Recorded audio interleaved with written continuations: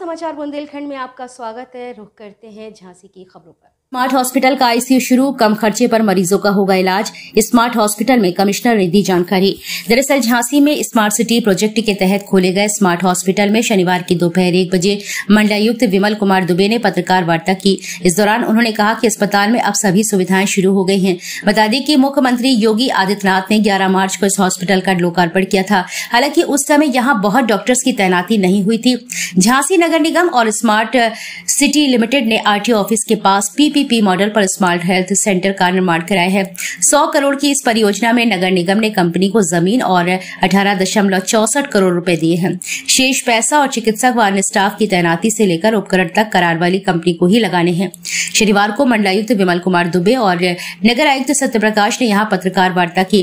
Commissioner ने बताया कि 11 मार्च को इसका लोकार्पण झांसी पहुंचे सूबे के सीएम योगी आदित्यनाथ ने किया है। इसके साथ ही स्मार्ट हॉस्पिटल झांसी वासियों के लिए खोल दिया गया है। बता दें कि इस परियोजना के तहत नगरा और नाव gate, medical college gate number 1, CP Bazar में हेल्थ सेंटर के एक नमूना संग्रहण केंद्र भी बनाया गया है। कमिश्नर ने पत्रकारों को बताया कि यहां लोग पैथोलॉजी और रेडियोलॉजी जांचें भी करा सकेंगे।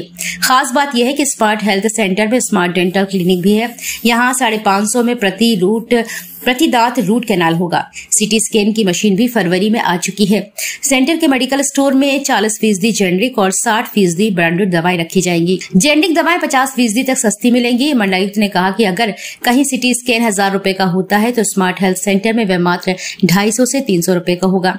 इसी तरह अगर एमआरआई 1200 रुपए की होती है तो इस हेल्थ सेंटर में सिर्फ 300 से 350 रुपए में यह जांच हो जाएगी। वहीं अल्ट्रासाउंड मात्र 150 रुपए में हो रहा है। देखिए, मैं आपको ये बताना चाहता हूँ कि झांसी स्मार्ट सिटी लिमिटेड के अंतर्गत एक पब्लिक प्राइवेट पार्टनरशिप का ये एक प्रोजेक्ट है।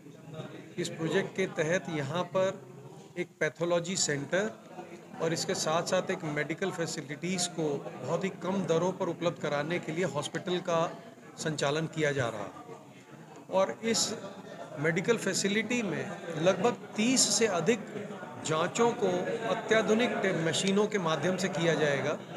और मुझे ये बताते हुए हर्ष है कि जिन दरों पर यहाँ पर पैथोलॉजी की सुविधाएं उपलब्ध कराई गई हैं, वो दरें किसी भी प्रकार से बाजार में उपलब्ध दरों से लगभग 1/3 दरों पर ही उपलब्ध है।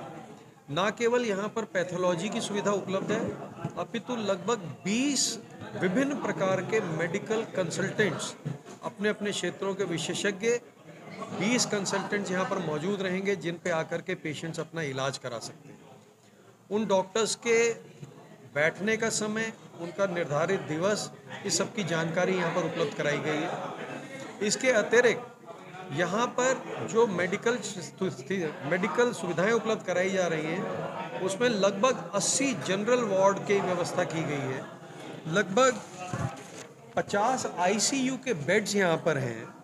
18 प्राइवेट बेड्स भी हम लोगों ने यहाँ उपलब्ध कराए हैं और शेयरिंग बेसिस के ऊपर सेमी प्राइवेट वार्ड करीब 27 पेशेंट्स को वो भी उपलब्ध होगा। तो इस प्रकार से जनरल वार्ड की सुविधा है, सेमी प्राइवेट वार्ड है, प्राइवेट वार्ड है।